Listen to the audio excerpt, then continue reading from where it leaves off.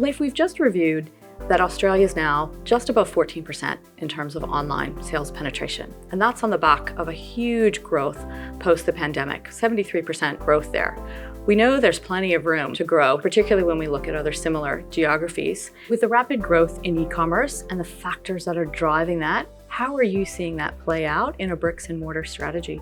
We've fast forwarded 10 years within a very short period of time. Some retailers have adapted to that and others haven't. And you're starting to see that divide. Building a relationship between a customer and a retailer has really morphed into something new, and we've started to see what Volkswagen Group's opened up a car showroom with a cafe that sits inside to kind of build up some brand awareness for their new electric car.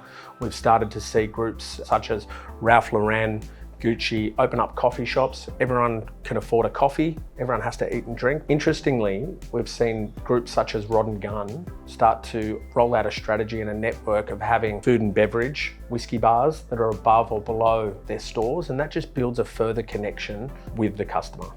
What does that mean for the e-tailers and those that haven't had a store network?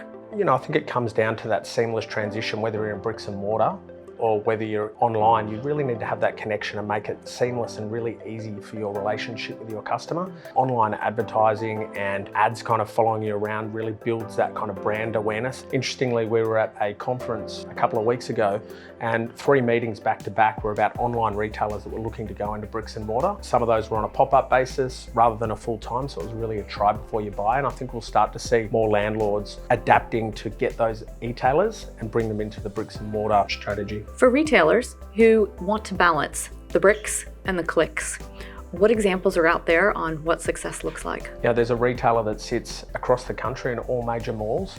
They're using every store as a distribution centre. So if you buy a pair of Nikes on Burke Street Mall, you're on Exhibition Street, someone will jump on a bike, go down and collect it and drop it to your office. It doesn't have to come from a central distribution centre that might be sitting in Victoria or New South Wales. So they're getting real efficiencies from that. I think that drives home this decentralization of the supply chain that we're seeing. And you just mentioned that delivery time for last mile. I think that's really important in terms of, one, having a cost-effective solution so it doesn't have to come always from the distribution center that might be much further away from that final delivery point, but also then helps get speed up in terms of this vast geography that needs to be covered by a last mile network here. We're definitely seeing transportation costs as a major concern within those occupiers. Absolutely driving decisions on location in terms of where those opportunities for distribution come about, whether that's a traditional distribution center or whether it's something innovative like using the retail store network. And I think it's driven by the customer because the customer's demanding to have things now. So they're not waiting 2 or 3 days. They need it, they want it, they see it, they want it delivered within an hour or 2. And they're the retailers which will continue to evolve and survive, and others may not be so lucky.